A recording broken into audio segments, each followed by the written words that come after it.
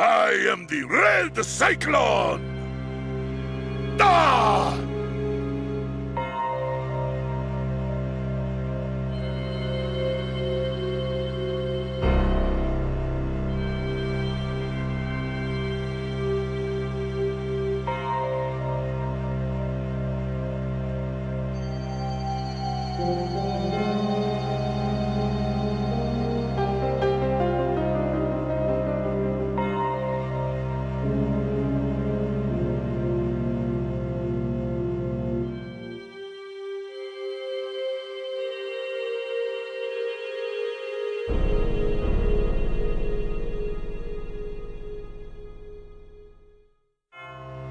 Hey, this is another episode of the It Gets Better Right podcast. This is your episode for 12719. I'm your host, Louis Beans, and I'm here with right with the mic. What is up?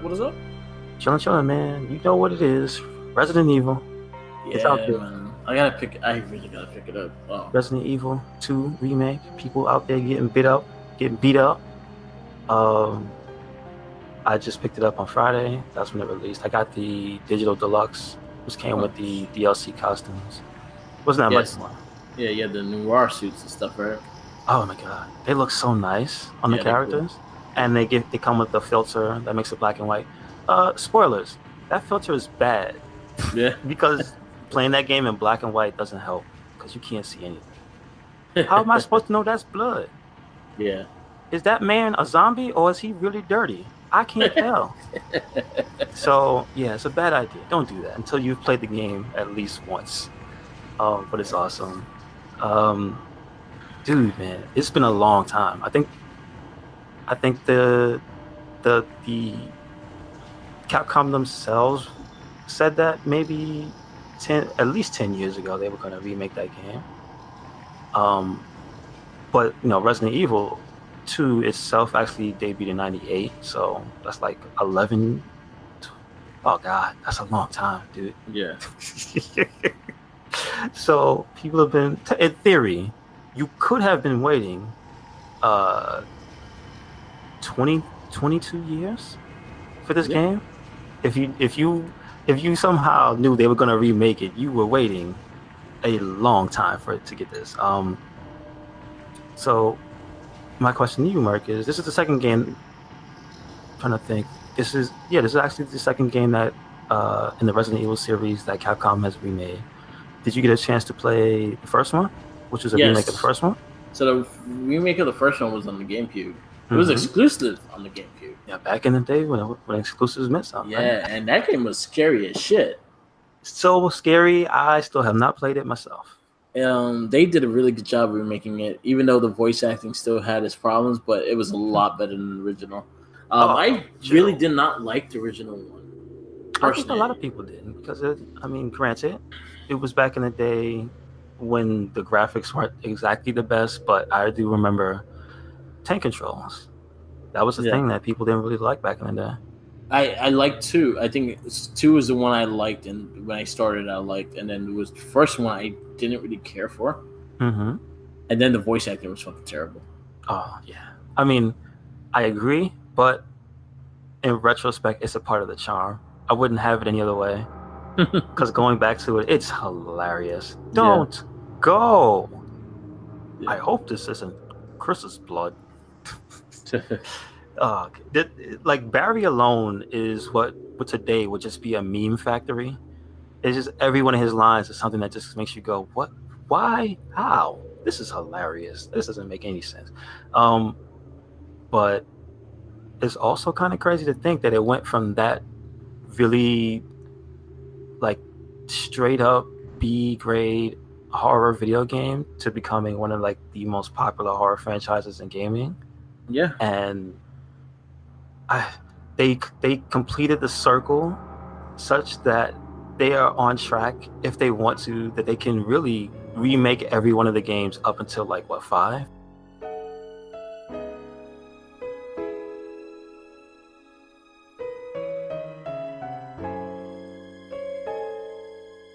and we're going to take a little break right here just to remind you to follow us on Tumblr, Twitter, Instagram, Facebook, also on SoundCloud. What we do is we have this podcast, the It Gets Better I Swear podcast.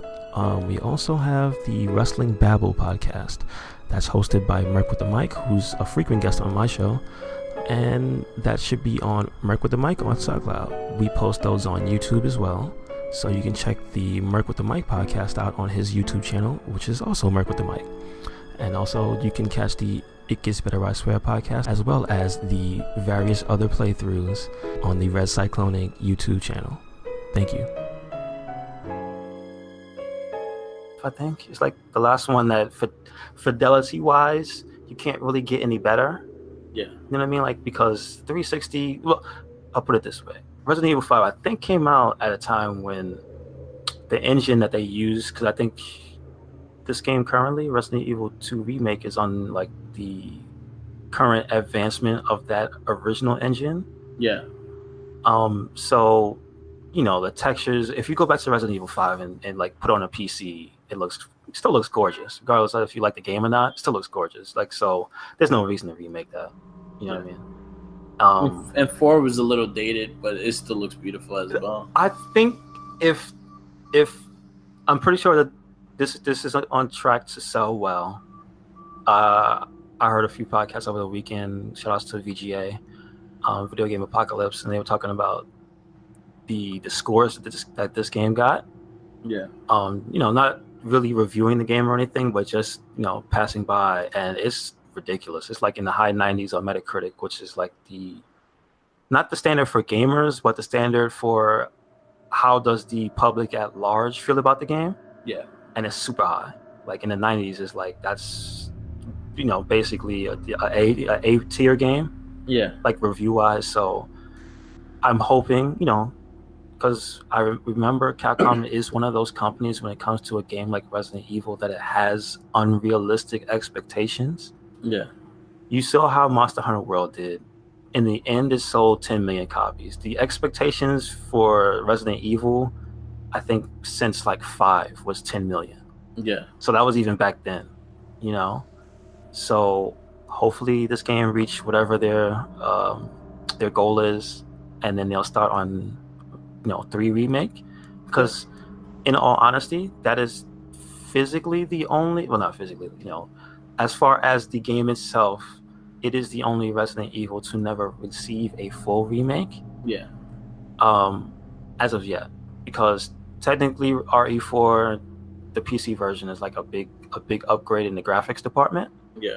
They didn't mess with the controls or anything, and so that's why I say RE4, it could potentially get a remake, because you couldn't walk and shoot, and that's archaic now. Yeah. Like, I remember when it first came out, it was a big deal, and then I remember that people were saying, "Oh, that's the only knock against Resident Evil 4 was, yes, it was the game that popularized the over-the-shoulder shoot, you know, style of third person, but it was archaic in the fact that you couldn't move and shoot." And then that's why, like, that people see Gears of War as the natural evolution of Resident Evil 4. And I think Cliffy B himself, like, states that that was a source of inspiration. So I potentially could see a RE4 remake, but hopefully two remakes sells well. Yeah, and we get a Resident Evil 3 remake. I think it is. I've seen everyone get that game this weekend. Yeah. And it's a crazy weekend too, because you have that and then Kingdom Hearts on Tuesday. Can't even rest here. And good thing this game isn't a long game. You could beat Resident Evil Remake in an hour if you're a speedrunner. Let's just put it that way. Like, I've already seen it. Like, a day after, there was a speed run, like an hour 22 minutes. The night of, there was one of the bigger speed runners. Shout out to Carcinogen STA. He usually runs on the whenever they have the Awesome Games Done Quick, he's one of the frequent Resident Evil runners. Yeah. That they consult. So if he's not doing the running, he'll probably be on the couch or something for Resident Evil 2. So he put up a no damage run and beat the game in 3 hours without taking any damage. It was just like, all right, well, it can be done. It can be done. No, you could. It's funny. It's interesting. I recommend to take a look at some of it in pieces, just to see how it can be done. Yeah. Because I'm playing it, and the big thing with the game is basically now you see a lot of people having trouble coming to grips with the fact that the zombies are zombies, dude. Yeah. It's not just pop them in the head and move on. It's they take a beating. Yeah. You can shoot them in the head 4 or 5 times, and they might not actually stay dead. And it's just like a whole different evolution of just what they've done. Because I think this is, if you play Resident Evil 7, you could see the tech, like the menus and stuff look the same, the graphics and whatnot. I think that's that same engine that was evolved from their 5, which I think the first game to use that engine was actually Lost Planet 2. Yeah. Not 100% sure. Yeah. Like, the one thing I remember defining that engine was wet things look wet. Yeah. All the monsters in Lost Planet 2 look really slimy, which I guess worked to their advantage and whatnot. And it translated to RE5 with all the tentacle monsters and shit. But like, it looks real good. Yeah. But it shares a lineage with like the previous Resident Evil, which is Resident Evil 7. Yeah. And that's a good thing, man. I think. See, I personally didn't play 7. I like it. Yeah. But again, it's like Resident Evil 1. For me, it's way too scary. That game has a lot of grime and just guts, and it's really, like, if you think all the nasty mutant monsters in the typical Resident Evil 1, 2, even, Nemesis and stuff in 3, and like the head parasites in 4 and 5 were like nasty, but just like Resident Evil 7 found a way to make just a dirty house like just fucking scary. You know what I mean? Yeah. And that translates well over into this 2 remake because it captures the feeling I had when I first played 2, like way back in the day, where I was like scared. Yeah. Not Resident Evil 1 scared. That game still scares me at a different level. Remake, I don't like them crimson heads. That scares me. And I kind of didn't want to play it cheating because I know there was an infinite grenade ammo trick. Like, I didn't want to do all that shit. Okay. But like, yeah, I'm with you. I really gravitated towards this 2. Yeah. And I like it, and I'm happy that they were able to do a remake that does the game justice. Yeah, I hear so many good things. My buddy Mike, my other friend Mike has it. Every person I know on my feed right now has it right now, and I'm like the only one still playing Soul Calibur. Oh, nice. Well, I'm glad you got into it. I'm like, I'll get it soon. It looks fantastic. I watched Maximilian's run. Okay, cool. And I really enjoyed it. Like, I was digging in, and he was playing on the hardest difficulty, so the bullets are scarce. You gotta be smart. You have to know how to dodge the zombies. Sometimes you don't need to kill anyone to get through things, and I think that's the best way to do it. To just use a bullet to distract and run away, kind of thing. Yeah. And I think that's the way people have to learn how to play it instead of just trying to kill everything. This is true. Yeah. Although, here's a thing that is lesser known because the society is filled with try hard. I got to do it the hardest way. People won't make this readily apparent to you. If you play it on the I think it's called automatic mode. Yeah. Your health regenerates, so you can play it like a traditional. I don't want to say traditional. You can play it like a modern third-person shooter where you have regenerating health. Oh, that's cool. So what I think it does is like it regenerates slowly over time. So like if you're say in danger, you can slowly just not get hit and get back to fine. Yeah. But I don't think it's like instant. You know what I mean? Like it's a gradual healing thing. So I think it could possibly keep things tense. Yeah. But I see that as the way for people who aren't big survival horror fans. They can still get into this game, and I think that's not being marketed heavily enough because people are too scared to say I played the game on easy. You know what I mean? Yeah. You know how it is. Like when you don't get rewarded for ever playing games in the easiest mode. You get less achievements. You know what I mean? Like they usually miss. Remember back in the old days, like Nintendo, if you play the games on easy, you wouldn't even get the ending. Yeah. So I think that kind of bred the culture we have where every game has to have the hardest difficulty presented first. Because like I also remember the days when you had to unlock hard. Yeah. And even this game now, the hardcore mode is just right there.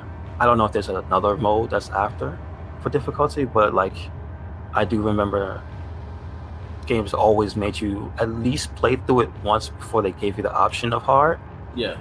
But that, like I said, in a post Dark Souls world where people are like, I could beat this shit without getting hit.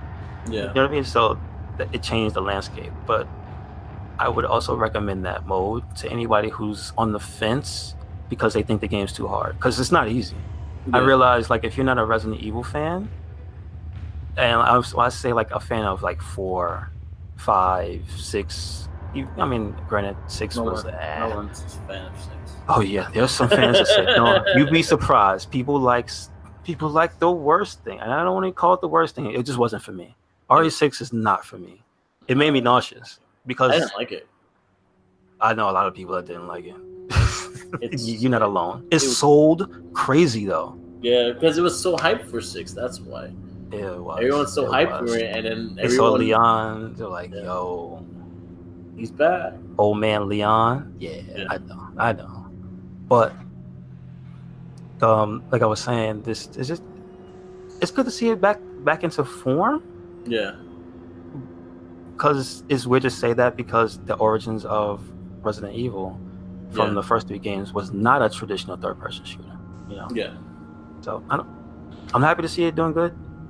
I'm happy to report that from gameplay itself, it's a stable game. It's not a 2018 game where it crashes every few seconds. You know what I mean? It's not a game. I have 0 restarts. I have seen some buggy physics stuff, which is hilarious. I cut a zombie's arm off, and it just went through the floor. I've seen some in this dude's run too. I've seen the zombie's arm go through the door. Mm-hmm. Things like that. But those are minor shit. Yeah, that's the stuff. But that's the stuff like even in a Red Dead, you see stuff like that, you laugh because it's funny. Yeah, it's a physics bug. It's not a game-breaking bug. You know what I mean?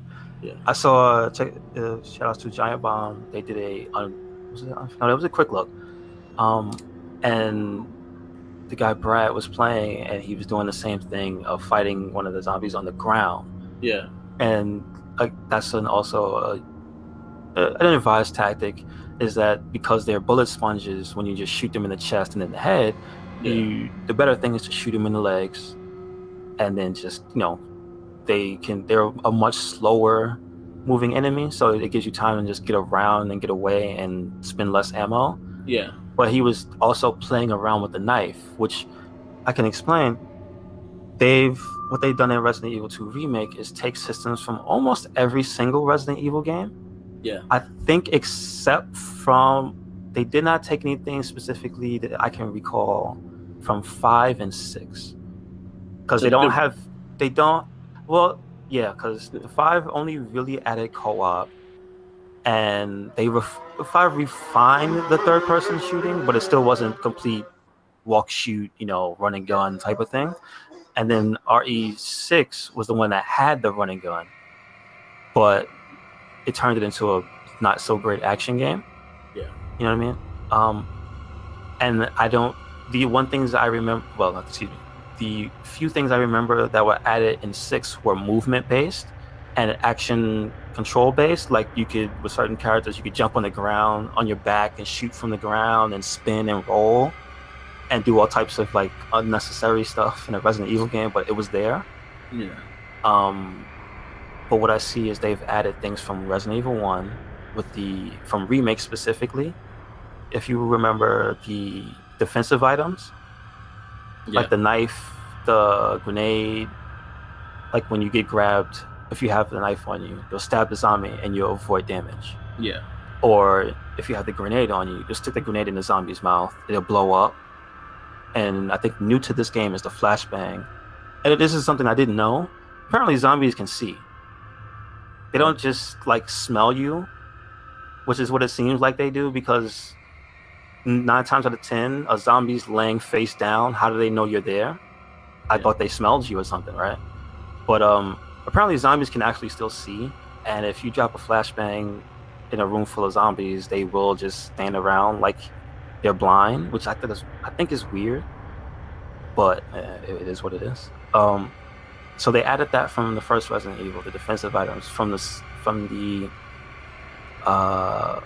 from 4, they added the way you can throw grenades, you can use the knife in an action type of way, like you can walk around with the knife out like Leon used to in 4, and like cut the limbs of the zombies, and you can aim up and down, left and right, and whatnot.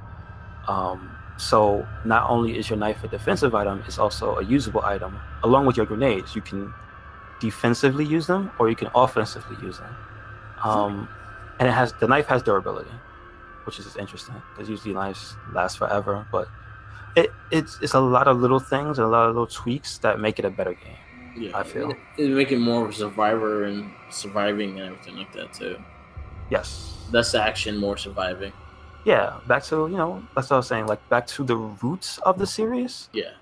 Yeah, not less run and gun, more survive. Yeah. So, well, I can't ask you how you feel about it, but are you a fan of Resident Evil? Like, I've been a fan. I like the Resident Evil games. I will play them here and there. I played probably. I think the only one I did not play. I tried it, but I couldn't get into. Was 6. Mm-hmm. I have beaten all the other ones. Okay, so can you tell me about 7? 7 was more in the likes of. It was like a first person, like that was just a horror game. That was directly a horror game. Okay. That game was made to make you fucking scream. Gotcha. I know there was like dismemberment and stuff to your character. Like that's crazy. So I say Resident Evil 7 took its approach more of a first person jump scare kind of game than the actual surviving action game. Survival horror action game. It went more to a first person jump scare game. Mm-hmm. So I think that's the more the approach it went to.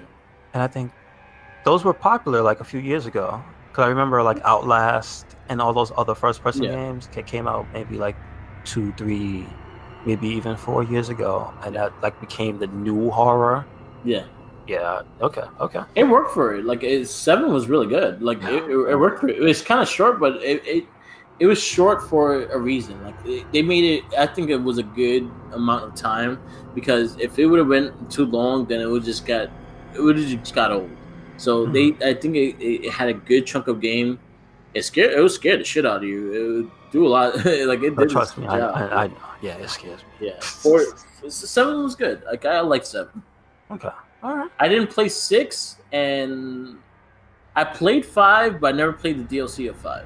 Did you ever play 5 co-op? Because I felt that was the way to play 5. When I finished 5, I finished it with somebody. Yeah, I think that 5 is not the best Resident Evil, but for a time, when it was the last one out, like when it was new, it was my favorite because I had a co-op buddy. And it had so many unlockables in 5. 5 has a lot of stuff that you can unlock in that game. And I think that's part of the reason I really like this game, because in that respect, it reminds me of 5. Because there's a checklist in RE2 Remake. And then slowly, as you start playing the game, the requirements to pop these achievements and unlock the unlocks start becoming... it starts telling you what they are, because when you first look, it's all question marks. And so basically, it's like it wants you to at least play through the game so you know what the situations are.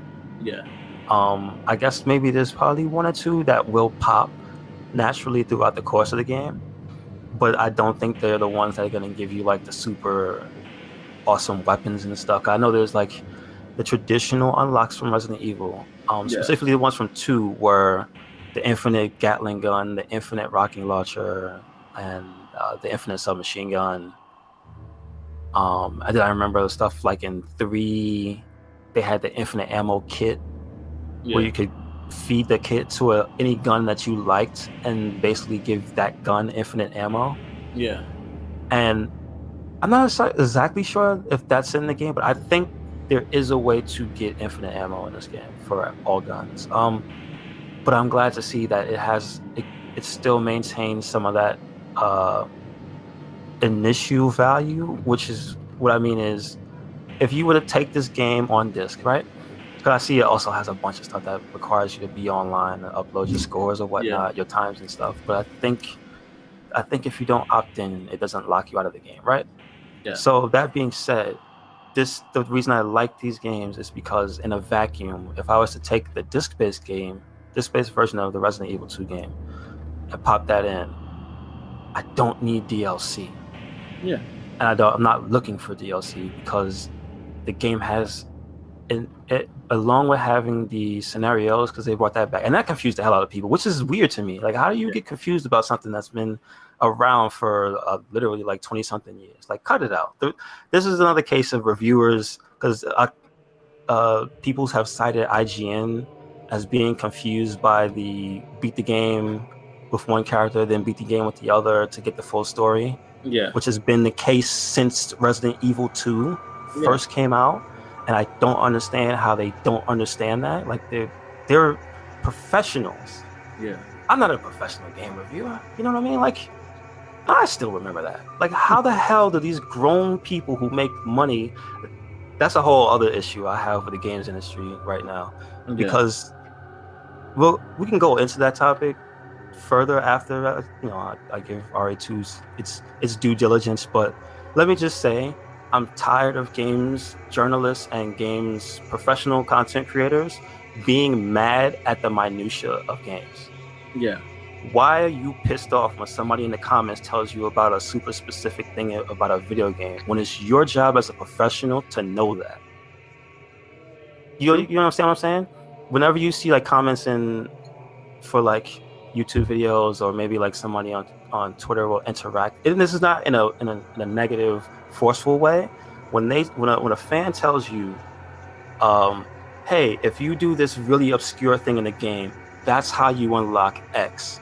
Why is it that a game reviewer who makes professional dollars is paid and does not know this knowledge? And then when they acknowledge that the fans brought this up, they play it off like, oh, you nerds.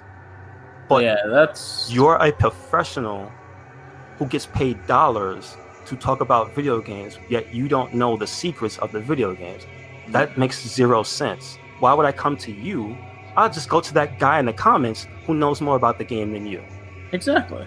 That's in 2018 I saw that, and that was a quiet pet peeve of mine with the games industry. There's a lot of these grown-ass men getting mad at the people who buy the games and know more about the games than you. Like, what is your point? Why do you exist?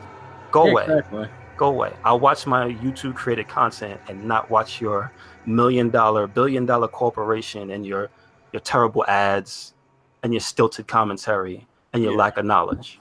Yeah. That's the thing I don't like about the games industry right now. Like, that bugs me. But that rant aside, I'm glad to see that RE2 is blowing the doors off the hinges and impressing a lot of people and making new fans. Yeah. And my one takeaway is I'm glad that Capcom took as long as they did, because I remember thinking, God damn, when's this actually gonna come out? Like, it was announced way before the Final Fantasy VII remake, but to be honest, I thought it was just gonna end up like never coming out. You know? Yeah, but I'm very happy with how it's coming out and how it's received. It didn't get nothing under than 9. Yeah, no. It's well deserved. Well deserved. Yeah, well deserved. It looks beautiful. Like, just watching the gameplay, I'm interested in playing it just because I watched Maximilian's playthrough and I was really enjoying it just because the way it looked. It was a beautiful game. Yeah. I think he did Leon's side. He didn't do their side. Okay. And then I watched. I forgot who I watched. I think it was this is a girl I follow. Damn, I can't think of her name. It wasn't Sphere Hunter, was it? The lady? No. Okay. No, it was someone else. I can't think of her name, but she usually does like she does it like a lot of Mario Kart and things like that. But she got the Resident Evil. She was playing through that. She does a lot of Overwatch videos too. But she did the Resident Evil one. She was doing players. Okay. So it was cool just to see the differences and stuff like that. It's pretty much the same, but it's not exactly the same. Because I remember in the first game, like Claire was kind of the hard mode. Yeah. Because the weapons she had, and Leon had like extra slots. and that Claire didn't have. The things something like that. Like she had the crossbow. No, you know what it was? In Resident Evil 2, she had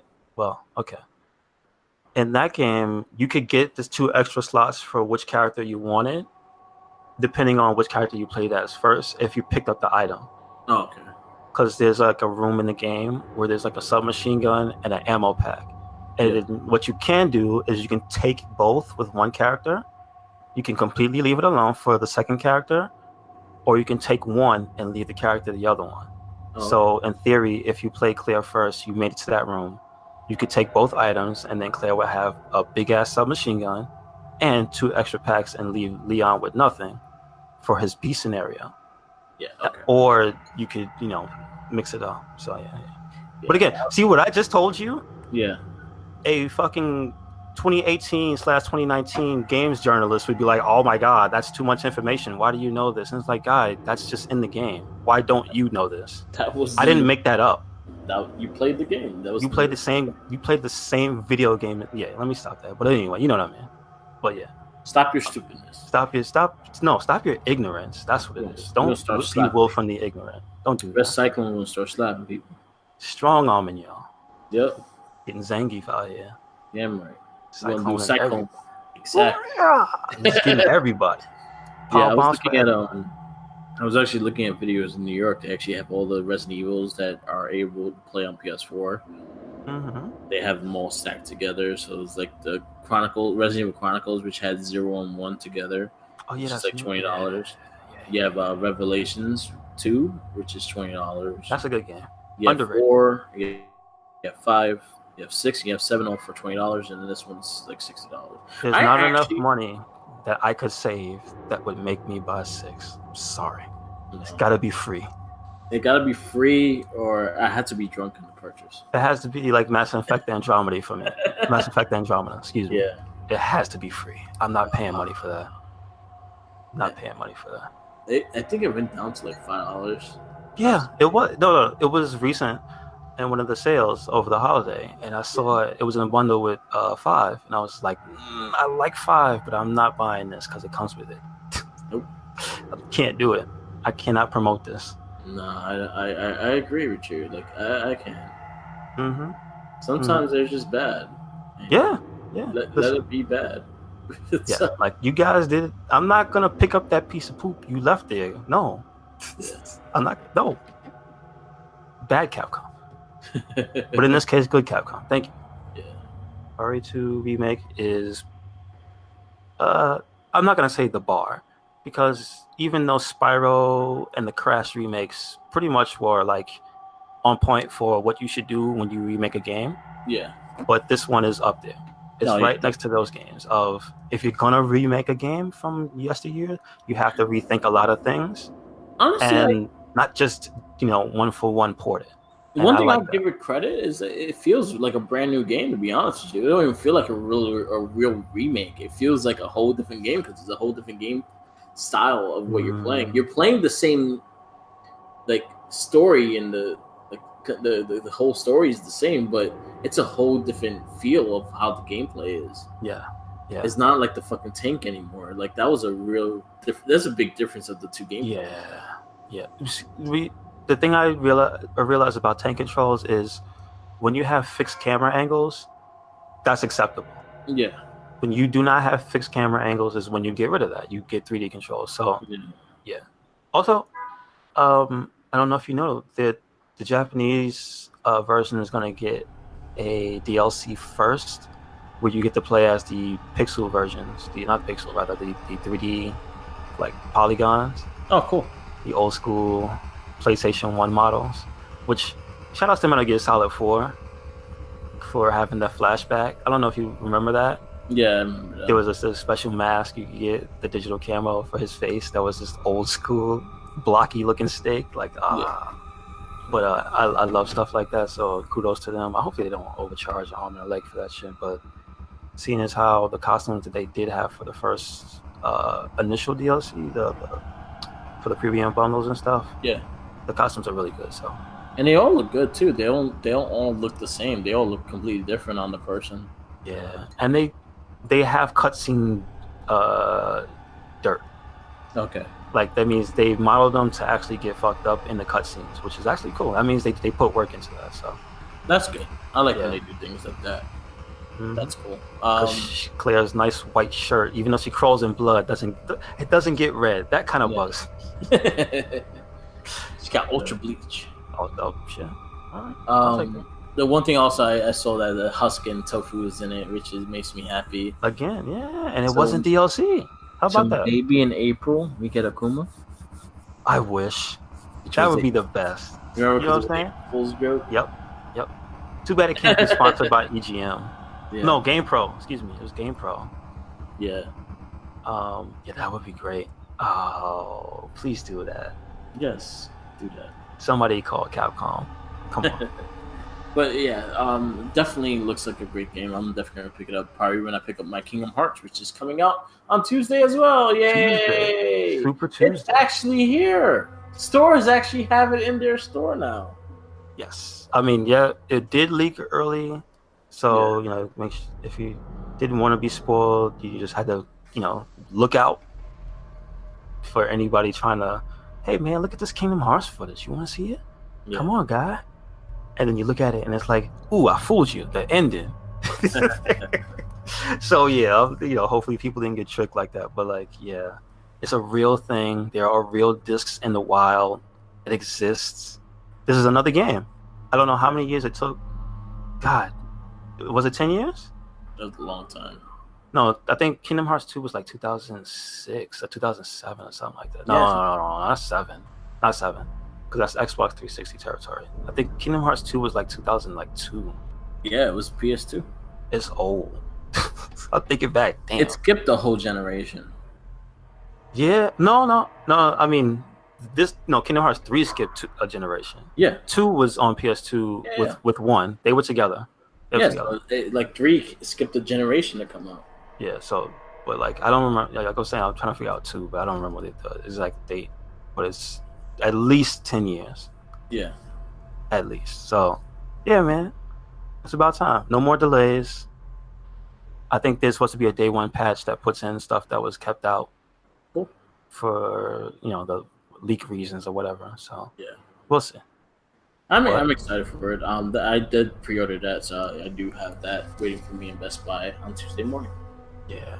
I'll be waiting for you to tell me how it is because I'll be honest, they lost me. Yeah. They lost me with like the 15th side game.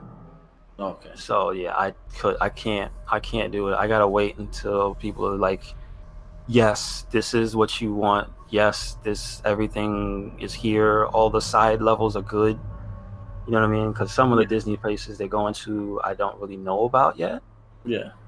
So I'm excited for it. Like again, I honestly I only played 1 and 2. I didn't play any of the side things. I did play the one on 3DS, and that was it. which one was that? Was that something 365? No, it was the 3DS. It looked. Damn, I forgot the name of it.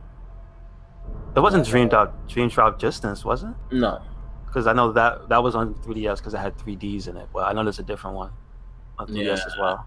I forgot the name of it, but I played that one, and I didn't really get into that one, but I played it. Was it like? Do you remember the style of gameplay? Yeah, it played just like a Kingdom Hearts game. Like it played like 1 and 2. Oh really? Okay. Because there was a lot of weird ones. There was one on Game Boy Advance that was a card game. Yeah, I remember that one. And I think they ported that one to PS2 later on because I have it, but I didn't play it because I was like, I'm not going back. There's the PSP games. There was a big collection. Yeah, it was that drop. There was a PSP collection. Not PSP. There was a side game / all game collection recently, I believe. Yeah. That gave you like the first 2 games, I think, and some of the side games in it. I think the non DS one. So I think it might be Is there an upgraded version of the PSP game? Probably so, right? The 2 point. The one. Yes. Yeah. Okay, that one. Yes. So I know if you were a madman and you wanted to find out, soon, you could do it, but I don't know. I don't know if the story holds up. It was that 3D Kingdom Hearts 3D Dream Drop Distance. That was the last one I played. Yeah. Okay. Yeah, so I only played like the main 2 games. Like to me, like the whole storyline, I just want a good game. To be honest with you, I just want I want to see the Disney worlds and things like that. And I think that's what I'm really looking forward to. I don't care about the whole lore of the storyline. If I really want to watch it, I'll watch a YouTube channel just explaining everything. Yeah, And I'll go into this. Hope it doesn't make me angry. Yeah. So I'm hoping. I waited 10 years for this. And then I'm definitely gonna pick up Resident Evil when I pick up that as well. So I'll have both of those games soon. Yeah, Resident Evil looks dope. It does look dope. So I definitely want to play it. Yeah, it looks amazing. Like that's the way you like. Honestly, like, with the Resident Evil, like I said before, I don't see that as a full remake. I feel that they made a new game out of it. I mean, if anybody wants to just go and say that was a new game, might as well. Yeah, because it's not.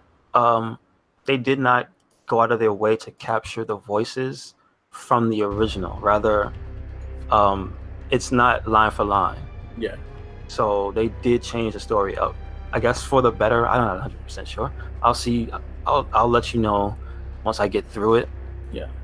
And can have the grasp of the story so I can compare it, but like it's supposedly not exactly the same events, which granted, it was a little bit of like hokiness. If you go back to Resident Evil 2, you realize that even in 4, the Leon's personality was always just like a one-liner. He was basically an action hero.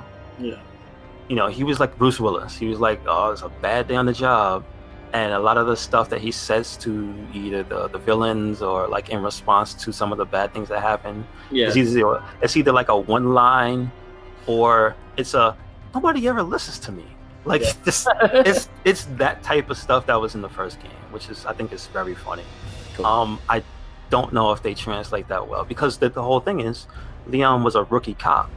Yeah, he wasn't the established badass that was able to grapple and hook off the side of whatever and dodge lasers and shit. Like, when did he learn that? What game did he learn to do all that? God, come on. I want that game.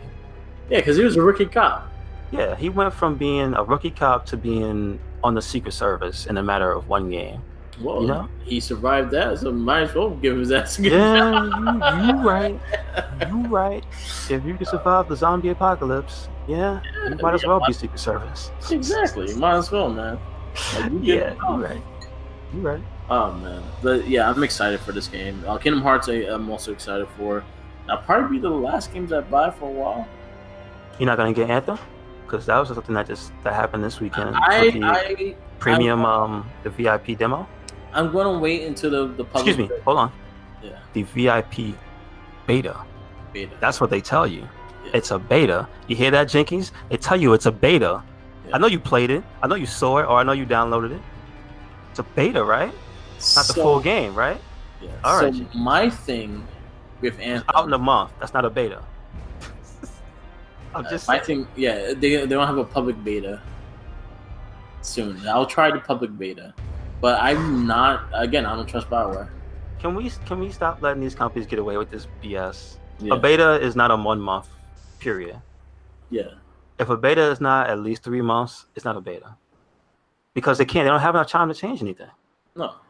You're not going to change systems. And now I don't want to jump on the dump on the game bandwagon, but I was watching a few impressions of the beta itself. Mm-hmm. The game itself, there's no problems with the game. If you either like it or you don't. It is a competent shooter. It has very, very intuitive movement, which that's probably the thing that might draw me to it. And it's got like the Mass Effect 3 power structure where it's the shooting with the powers and the combos and stuff from Mass Effect 3, which I really like. But the stability of the beta was the actual problem.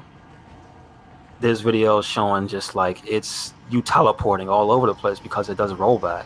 Yeah. It's just the servers were basically on fire. People were getting kicked out left and right. Like that's the type of shit that I'm like, I don't want to be involved with that. And this is making that game. If they can't fix that before the next beta, quote unquote, I'm not messing with that until maybe a few months later, because I'm not trying to play a multiplayer only game and the servers can't handle the influx of people. Yeah, that makes sense. So I'm not gonna do it to myself. I'm not gonna get involved in the frustration. So hopefully they can iron that out because that's a major issue. Yeah, because it does come out the end of February, right? Yeah, it's not. Yeah, It's less than a month away. Yeah. At this point. I don't see. Yeah. At this point. Yeah, it's a demo. Yeah, it's just a demo. A month. If anybody knows anything about video game companies, and this is why I'm mystified as to why do game companies do this in 2019 now, but 2018 in this current generation, why do they lie to us and say demo? I mean, and why do they lie to us and say beta? Like, we don't know what the fuck a beta is. Like, they don't know that a beta is literally you testing the product so that they can then take it back, make some refinements, take the feedback, come back with a better finished product. If they give you a quote-unquote beta a month away from the release date, you are going to be upset. Yeah. That's all I'm saying. If they don't, Resident Evil gave you a demo. What's up with that? There was no beta for Resident Evil 2 Remake. No, they just wanted to give you a little taste. They gave you a taste, put a 30-minute time limit, which I thought was arbitrary, but whatever. But it worked. Yeah. It worked. It wasn't laggy. It wasn't glitchy. You know what I'm saying? Yeah. It was not a quote-unquote beta sold to me to get my pre-order. Yeah. I think going forward, ever since Fallout 76 and that complete shitstorm, I will never pre-order any game that does that specifically. Pre-order to get a beta, and the beta's date is anywhere within a 3-month period from the game's release. That will never be an incentive for me to pre-order your game. Never. You know who did it good? I will say that it was a beta was Division. Yeah. And I played that too, and it was like 7 months, 6 months before the game it was a released. lot. Because they really wanted to see how it was gonna run and shit like that, and they actually fixed it when it did come out. So yeah, that's the way. That's the beta. When you're testing a game out, so you could see what the fuck ups are, and you could actually take care of it during that test. Because, and you know what I will say, maybe that's just the EA Activision thing, but then it's Bethesda as well. But I don't know, because Ubisoft is one of those big ass corporations, but they don't seem to have that. I don't want to say bad business practice, but they don't have that sneaky lie to you business practice as when it comes to this type of thing. Yeah, what they do with their demos, because you know what, they did it for Honor as well. Yeah, For Honor beta came out 6 months. Ooh. No, even that's longer. Year, yeah, that's longer. It was that's a good example. That is a good example. That's the difference of beta and demo. You're going to do a month in, you're a demo. I don't give a fuck what you say. Oh, it's an exclusive beta. No, it's a demo. Yeah. You just let me try the game early.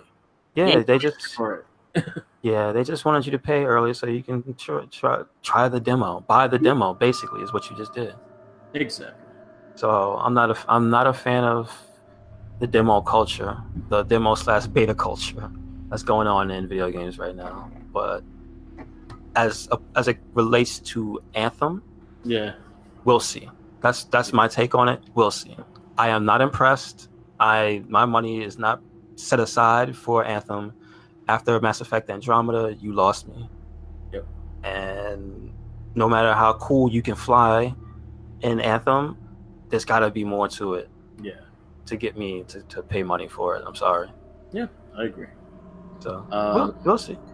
I think the other one that's coming out is Crackdown's right around the corner as well. Yeah. I'm just doing the freaking Xbox fucking pass for it. No, here's my thing with Crackdown.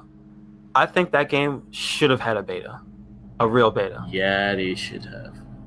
I think so many people were hyped that if you put that game in a beta form and it wasn't finished, and people were literally in there helping test things out and getting to play and give their feedback, that people are willing to play a rough beta that's actually a beta if they know that you're going to take the feedback and fix it later.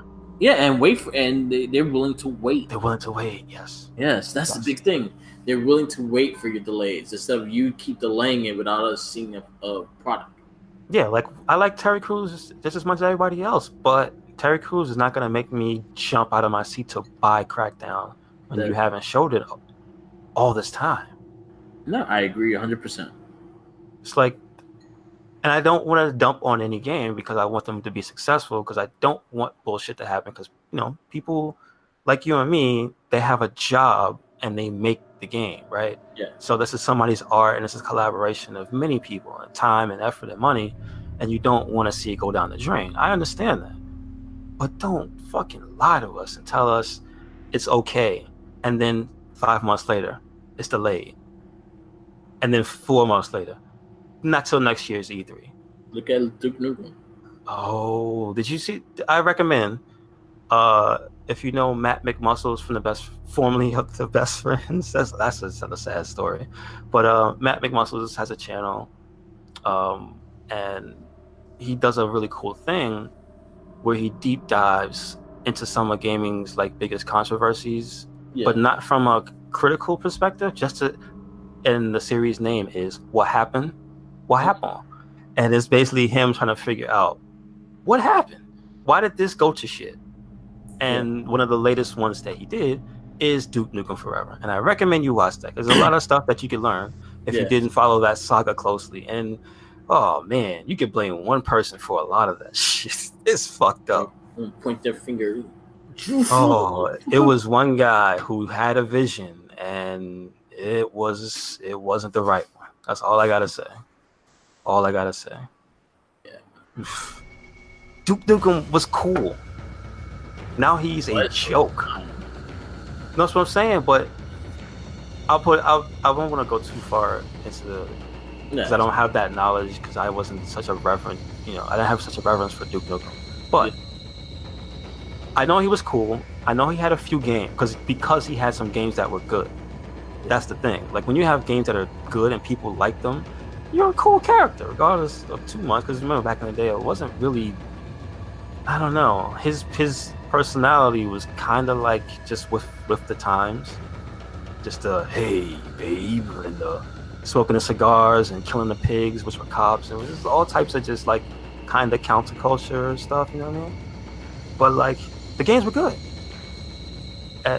I just don't know why they just decided to just say, you know what, we're staking our claim, no more Duke games, Duke Nukem Forever, and it took forever. It killed the character, basically. Yeah. He came out, his game was archaic, his character was archaic, he never got to evolve. He was just like Grandpa Duke. And then they ended up making fun of him in Bulletstorm. Yeah. Because they made him just a character that just says all that dumb shit, and you just looking at him, and the other characters are looking at him like, is this guy retarded?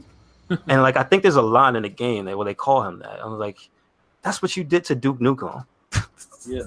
Like, fuck. Imagine. I don't want to say Sonic, because Sonic's had his trouble. Oh, yes. Sonic has been through some shit. He's going through shit now. Yeah. He's becoming a real boy. Can't we just get Sonic Mania 2? Oh, Lord. Yeah, you could destroy the character all you want after that. Just give me Sonic Mania 2, because that Mania 1 was amazing. Oh, man. Yeah, that's kind of... Maybe the movie will be good. I don't know.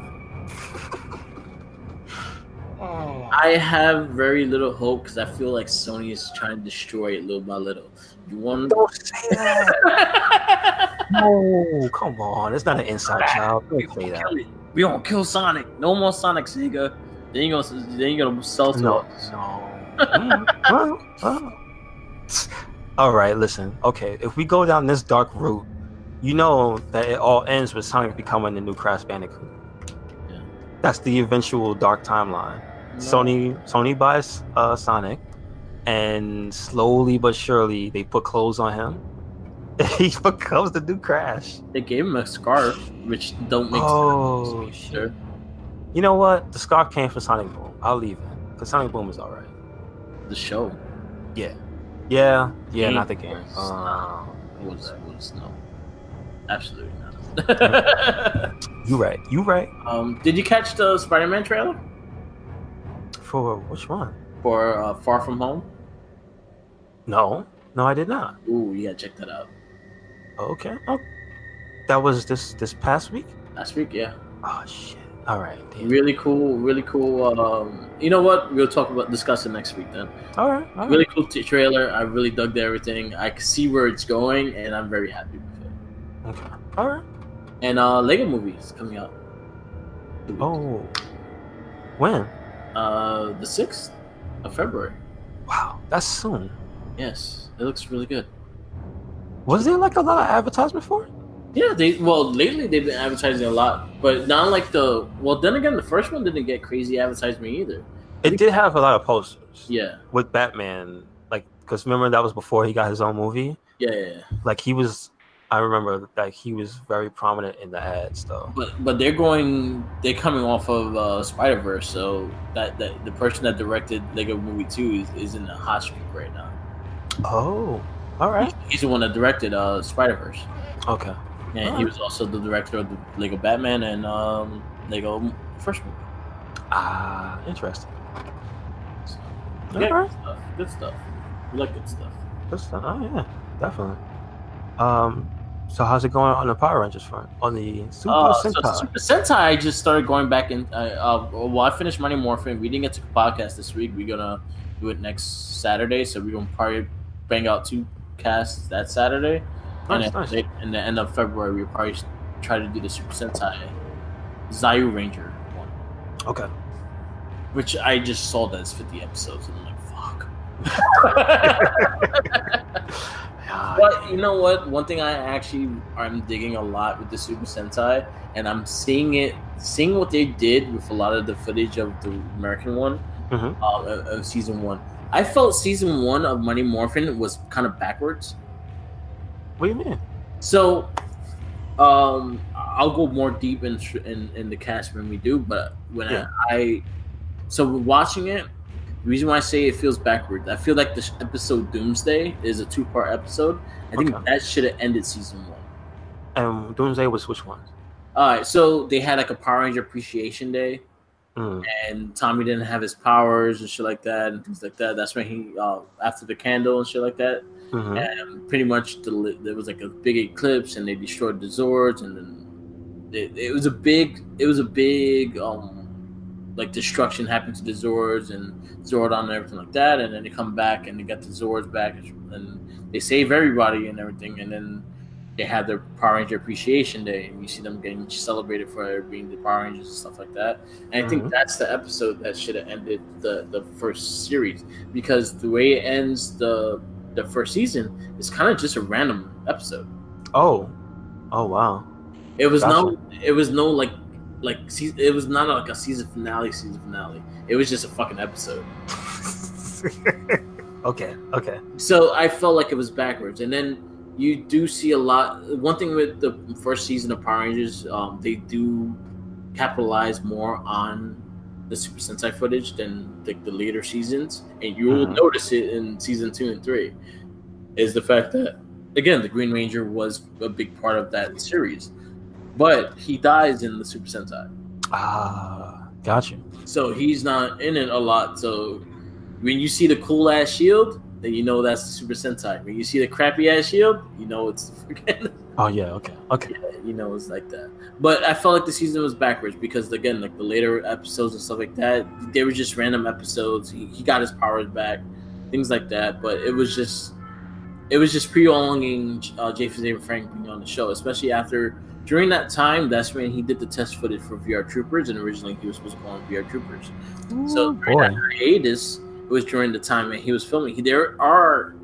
If you look up on it, I think I sent you the link before, it actually shows you the beginning footage of the VR Troopers with Tommy. Oh boy, yeah, I saw that a long time ago. That was actually real footage. So, and then if you actually go through the episodes later, there's one with Trini learning the Mantis. Okay. The teacher is the teacher. Oh, yeah. yes. Yeah, I remember that. So, but it all felt backwards, to be honest with you. Like, I felt like the Green Ranger getting his powers should have been honestly, I feel like he should have lost his powers going into season 2, but they kept him around with the Green Ranger in season 2 as well. So I feel like he should have lost his powers, and then they should have built for the White Ranger in season 2 instead of him being a Green Ranger in season 2. I have a question. Yeah.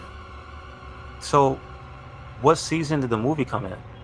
Season 2. It's in the middle of season 2. Okay, gotcha. It's in the middle of season 2 because then you got 2 different storylines too. Because in the Mighty Morphin Power Ranger show, it was Ninja that gave him the powers, and then in the movie, it was that hot lady with the half-naked hot lady that gave him the powers. Yeah, I remember. She was hot.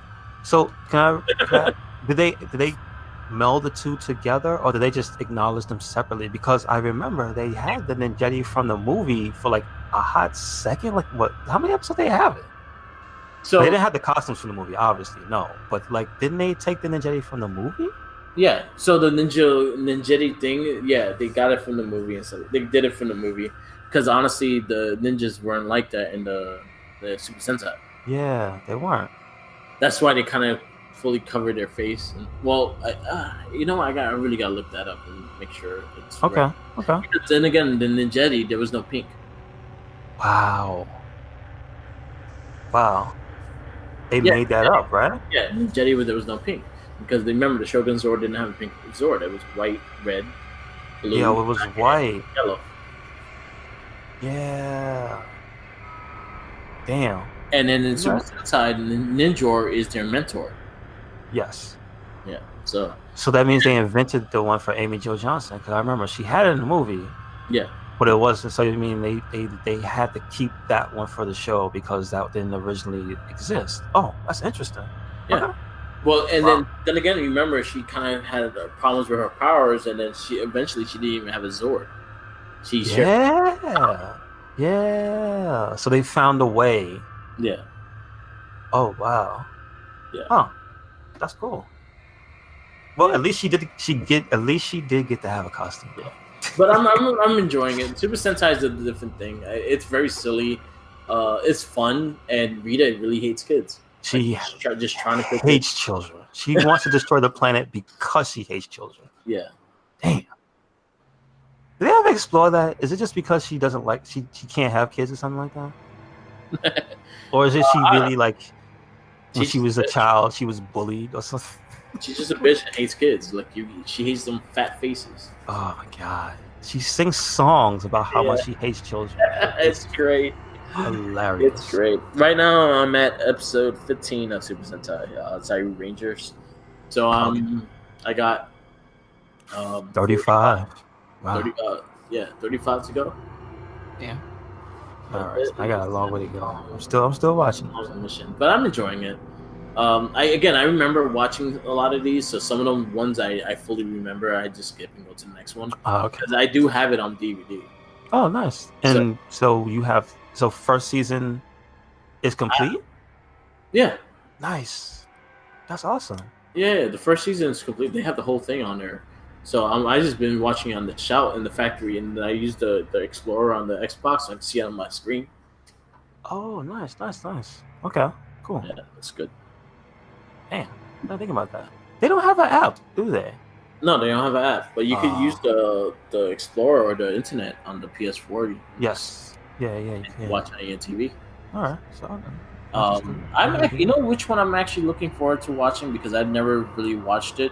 Is the next one the Ryu Rangers? And that's in America. That was who? That was the Thunder Rangers. That was the Thunder Zord. Ooh. Okay. Now my question is, did they have different costumes for that one? Yeah. And in America, they kept the Mighty Morphin when they had the Thunder Zord. Yeah, because they didn't really want to change anything because of the popularity. Understood. Okay. And then when that season 2 really hit, the popularity of Power Rangers was skyrocketed. That's when they started doing more appearances. That's when they started taking off the helmets in the center. I think it was the movie that really started that, wasn't it? No, it was before. It was before the movie. Okay. Way before the movie, because Mighty Morphin movie didn't come out until Tommy was the White Ranger. So you're right. It was after 25 episodes. So after 25 is when they started doing the suits with no helmet. No, they've been doing season 2, the first episode. That's when they started doing the. When they started, okay. Yeah, because in the Power Rangers, the footage that's inside the command center, it's all original, right? Yeah, because and then Lord Zed is your original. Oh shit! He's the first original made monster that became an official monster from the American. Yeah, because he doesn't exist in the Super Sentai. Yeah. But later, and whenever they have like supervillain stuff that has him, they kept him around. Yeah. Wow, that's cool. Yeah, like Lord Zed was made by America. It was an American-made character. Yeah. I mean, now that kind of explains his design because he just looks like like meat. Yeah. He just looks like a bunch of muscle, and it's like, well, I guess that's something America would make, just a muscle. Yeah. a muscle. He looks like he's always in pain. Yeah. And I think if you're one of those people, you probably can't help but not like anybody. Yeah. Yeah. Just like, breathing hurts. I'm going to kill you. Something I've learned is like I'm actually really enjoying doing these like the Ranger cast. Is the fact that it's like it's a whole different view on these Rangers, especially being older and I'm just trying to get a story out of it or trying to get continuity off of this show. Okay, it's kind of hard. I understand. Yeah, and it's crazy, and I'm enjoying doing this, and I think that's the reason why we keep going, because we enjoy like really talking about it, and actually like updating you with it, because it gives you information that you probably didn't know either. Yeah, dude, I did not know a lot of stuff. Yeah, and then again, I was looking at the history of the Megazords and all that stuff too. Like the Megazords, I think the Megazords debuted, like the first big like robot debuted on the third Super Sentai. Okay. And then from there on, they always had a Megazord, but the first three did not have. The first two didn't have one. They had like a spaceship, and then Spider-Man again, like I said, Leopard is the OG. Was it Leopardon? Leopold? What's the name of his robot? That's a real person's name. Do you remember? Leopon, yeah. Leopon, yeah. What an interesting ass name. Yeah, Leopon was the Zord's name, and if you actually read Super Spider-Verse, he appears in Spider-Verse. Nice. Yeah, that's awesome. But I have a question.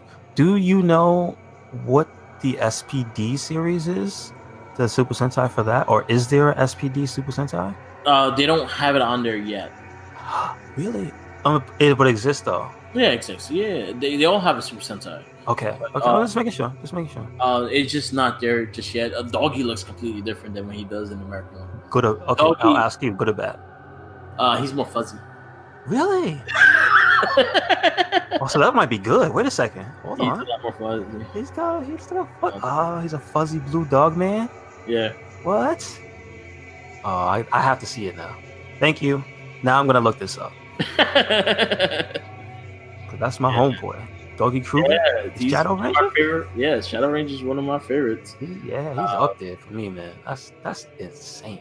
You know what? I made a lot of people a fan of Doggy. when I explained shit to him.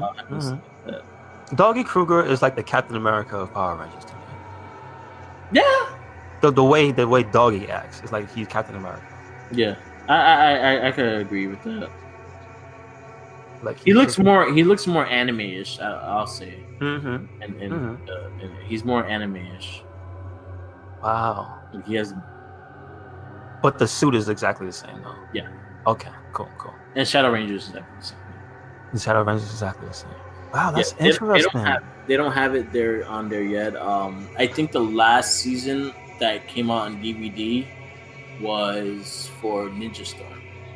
Okay. Gotcha. So it's getting there. It's almost there. My question was the American comic relief a Japanese thing? Because I know we have Bulk and Skull, but didn't SPD have like the trash dude? That guy that was like the alien that was outside and he would like, I think, what was it, Z? We'll go to him for info or something like that? I actually don't, I cannot tell you 100%. I think they were more of a cop group and shit, so I think they probably did have something like that. Like an informant? I think that character was American made though. Yeah, because I'm thinking a lot of the humor stuff. That doesn't seem like the same type of stuff Yeah, that because would even be. Super Sentai, they don't really have Broken Skull at all. They Yeah, don't like that. They there's have no equivalent. Yeah, in America yeah. they try to add the humor into it. You know what's funny? Oh, you know what I noticed? Yeah. In the Super Sentai, the comic relief seems to just be on Rita's side. Yeah, the bad guys, they're stupid. Especially Goldar. He is underrated for being a comedic element. Yeah. Because one of the last episodes I saw, it was the first episode with the Zords, the two-parter with the Zord, right? When they first appeared. There's a part where the guy, the Sphinx monster, I forgot his name, he tells him, "Let me handle this." Yeah. And you see Zordon lay down. Yeah. It's the giant Zordon. He's gotten big and everything. Goldar. Yeah, he's just laying down. Goldar. Yeah, Goldar just lays down and watches the fight. Yeah. That's hilarious. Yeah, he's really like, good. Yeah, he's got subtle comedic relief because he doesn't really talk, right? He just like growls and stuff. Like, he can talk, but he mostly just makes a noise and just does funny shit. I kind of like that. Him and then Babu and Squat, they do stupid shit. They're the real comic relief, yeah. And then Rita's funny in her ways too, especially this is true. her strategies with Flip. This is true. So the entire villain team is comic and relief. then the monsters themselves will also bring comic relief. And then the Rangers are a bit more serious. They do have their good. They're like the Blue Ranger is a horn dog. Yeah, because he's been locked away for all those years. Squeezing, like doing the squeezing tit motion. Oh my god, I haven't got up to that yet, but I got to the part where he's in town, so he sees all the girls, so he's like, oh, I have to ask all of these women out. Yeah, I never know. It's kind of messed up, but you get it. They've been locked away for, I think, in this series they say millions of years. Yeah, like that's ridiculous. Yeah, so you're gonna hit something. Oof. He is. But you know how they stay backed up? Yeah. He's backed up. You're gonna make a monster out of it. Woo! Rita throws the fucking staff down and it just turns into a giant monster. Don't they have a monster that looks like that? Like white slime? It looks like the Soggies from Captain Crunch. Yeah. There is a monster. The Soggies from Captain Crunch. There's a monster that looks like that. That big, white, soupy looking monster. Anyway. Yeah, Super Sentai is awesome. It is. So I got one more thing before we go, Mark. You got anything else? Not really. The Spider-Man trailer like that. I just did a Twitch run on Dragon's Lair, which was nice. Wait a second. Did you say Dragon's Lair? Yeah. For what system? I got it on PS4. I did not know that. They did the trilogy. I didn't know that. So was that Space Ace, Dragon's Lair, and what? And Dragon's Lair 2. The time travel one. And it's the original arcade versions? Yeah. Wow, man! Remember when those were on Laserdisc? Yeah, dude, that's crazy. Shit, too. Yeah, was it $1 each game? Yeah, it was. I remember when they had it at the only place I ever saw it was XS. Yeah, the big ass arcade that was in Times Square. Yeah, I saw it there, and it was $1 a play. I did not play. I played it once. Yeah. And got past the first gate, and then I got killed. And I was like, Yeah, so I have a gameplay with Twitch. I'm gonna put it on YouTube today. That's awesome.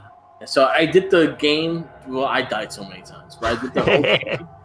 I did commentary and everything like that. I was talking about it and everything like that. And then I let the video play fully through, so you got to see the whole game without my dying. Oh, nice. So next one I'm gonna do is part 2. And then I'll probably do the third one as well. Okay. But they're fun. I've never played them. I knew of them. I've seen them. I've never played them. I think I played the Sega CD. Wow. Yeah. Okay. Damn. That was it. Yeah. Definitely check out my Twitch, Mark the Mike. I will be on there more. I'll probably be back on there for WWE 2K19. Yeah. And probably do some of the predictions for Royal Rumble on there today before things start. I think check it out. Wrestling. Dang. Pin him. Yes. I gotta get that game too. Yo. If I could do a gameplay of WrestleMania, They need to bring that back, dude. WrestleFest. Either one. WrestleFest. I'll take WrestleFest. I'll take WrestleMania the arcade game, but the arcade version. I do not want the Super Nintendo or Genesis version that was either missing a character or slow. PlayStation version was really good. Really? Okay, then I'll take that one. Because the PlayStation version was pretty much the arcade port. Okay. The Sega Saturn one too. Oh, it was off of Saturn. I didn't know that. It was. Nice. Damn. Yeah, that's a good game. They need to somebody get the Acclaim. Well, that was Midway because it's the Acclaim turned into Midway. Now they are WB. Games. So WB, yo, let's talk to WWE. Let's get that out there. Let's do that. Let's do that with the new guys, with the current. Yeah. Oh my god. Imagine Finn Balor. Could you imagine New Day? Yeah. It would be like a fucking. It would be like Street Fighter, Marvel vs. Capcom, with all three characters coming to attack. Oh, it would be so. Oh my god. Somebody needs to pitch us to work for WWE, man. Listen, we got ideas. I got a lot. And I want to work with the talent. Yes. We got stuff for them to do. Yes. You know what I'm saying? Anyway, this week before we close out, I just want to give a shout out to once again to Monster Hunter World. They're having a super huge event. Usually it's like one a month, which is again, video games. Please take notice when you have a player base that supports your game over the long haul. It's okay to give them stuff. It's okay. We like freak shit. Yeah, it keeps you playing the game and perhaps spending money, and then also waiting for the next DLC patiently. Yeah. So what they're doing this week? It started Friday. Well, no. This is actually weird for an event. It started on a Saturday, and I think that might be in part to Resident Evil because it's a Monster Hunter is a Capcom game. Yeah. So I don't think they wanted the event to be the same day that Resident Evil 2 Remake came out. Yes. So I think it's smart. So from the 26th of January until the 21st of February, there will be the Appreciation Fest, which is again, is awesome. It's Capcom and the Monster Hunter dev team, showing the appreciation for people playing the game for a year. Monster Hunter released January. I think that's the other reason. It released January 26, 2018. So to be on the exact day a year from release is probably that's probably why they did it. But I think it was Resident Evil. But what they're doing for this event is pretty much the same thing as everything else. There's going to be all the past events are going to be playable. There's going to be brand new stuff, brand new layered armor, brand new actual armor, which for this one is going to be, it looks like it's basically New Year's theme. Okay. For the cat, you get a disco ball with glasses that say world. Yay. And a gold suit, which is funny. And it was like a golden microphone stand. And for the characters, you get this really cool, really sleek, all white and gold suits. Like the guys get a top hat, the girls get this interesting looking variation on a top hat. Yeah. And you get a flag that's basically color coded for the event, which is white and gold, which seems to be the colors for this one. Yeah. And you get those via tickets for playing every day for logging in. You don't have to really do much. And also there's going to be new layered stuff. Aside from that, you're going to be able to get the Beetle armor, which is actually, it looks like it's taken from Beetleborgs. Okay. That was the nickname back in the day. You used to call it the Beetleborg armor.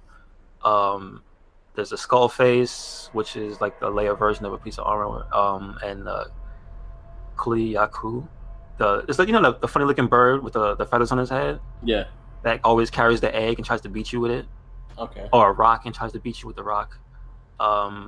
There's a mask that basically looks like him, but now you can just layer it, which means you can make your headpiece look like it, so you don't lose your stats.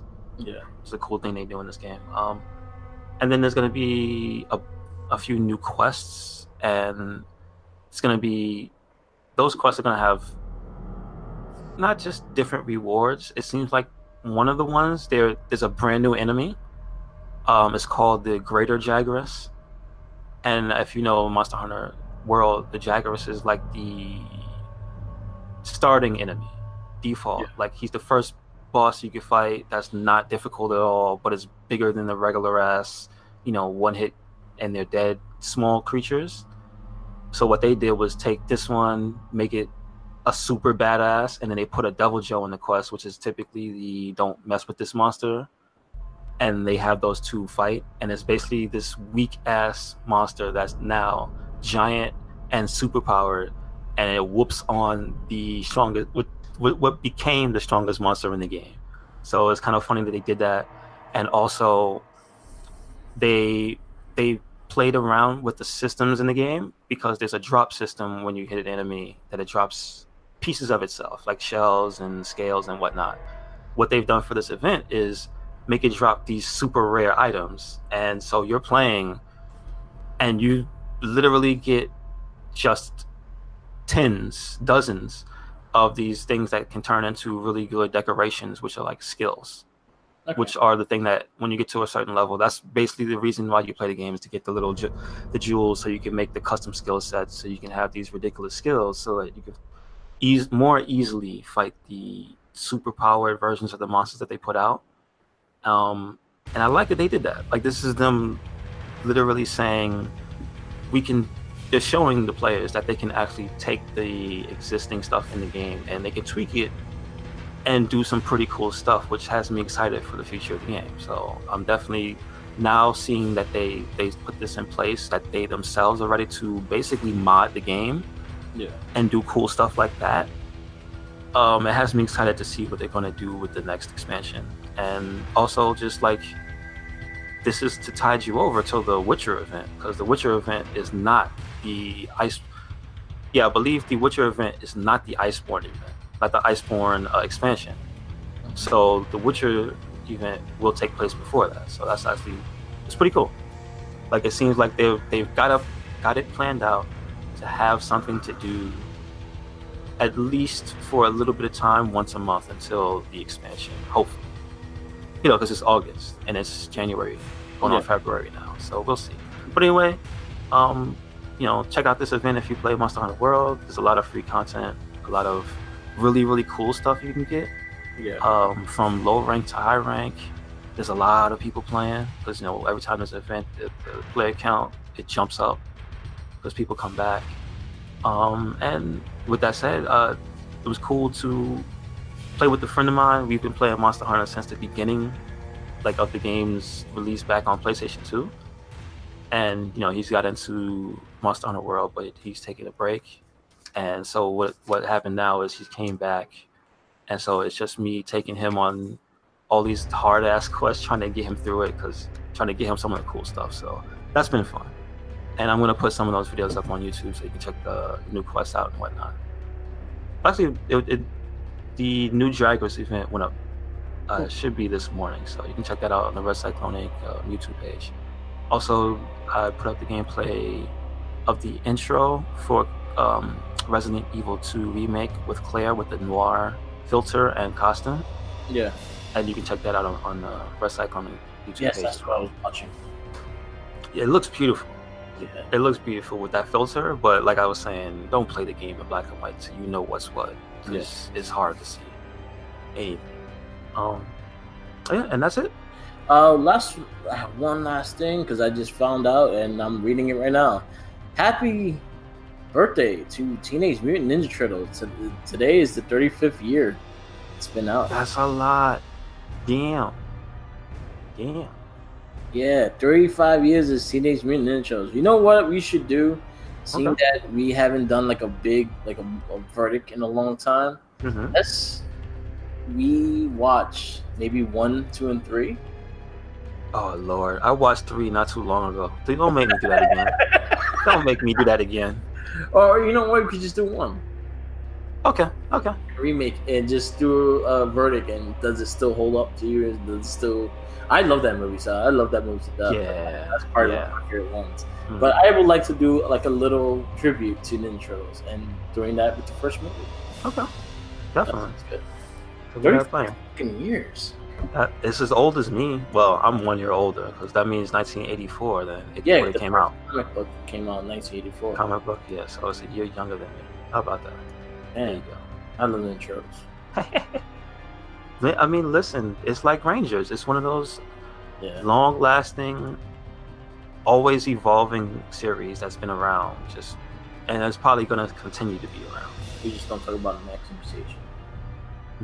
You're right. Or that bad one when they were. Wait, was Next Mutation the one with space? That was that one.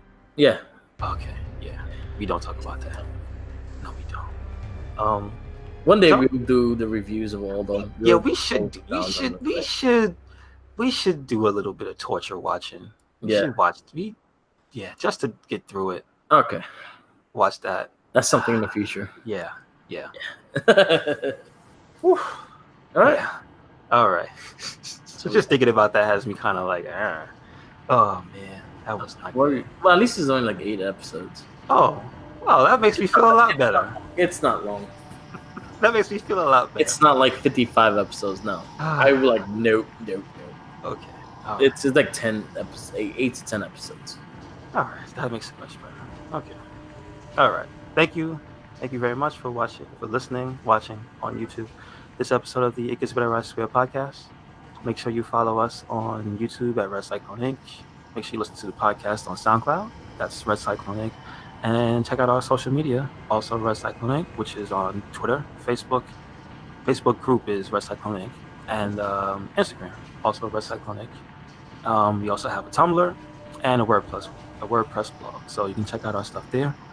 And Merc, what you got? I got Merc with the Mic on Twitch, Twitter, SoundCloud, which are both our Wrestling Babble and the Gets Better Swear cast will be on. Facebook on the RedCycloneInc and the Wrestling Babble. Also Tumblr and Instagram. Nice. Follow. Nice. Yeah. Like, so subscribe, give us love, and always remember. Sandwiches. Follow Jenkins. Give him the sandwiches. Give him the sandwiches and tell him that SWAT cats suck. And oh, damn. You gonna kill him like that? That ain't even right. Damn. Jenkins will come and attack you. That's like saying Candyman in the mirror. 3 times. Don't do it.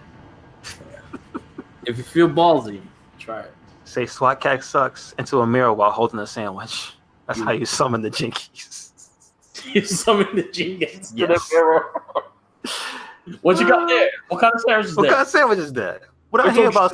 What you say about SWAT cat sucking? Wait, what? Yeah. That's another series I'm about to go through. Yeah, you know what? It's not long. Yeah, I gotta find a way to watch it. That's not YouTube. They used to don't have all the videos. Maybe on the Fire Stick they have it. Okay. Wow. All right. Yes, Peace out. Peace. And watch Royal Rumble. Do that and play Resident Evil. Yes. It's good. Peace. Yeah.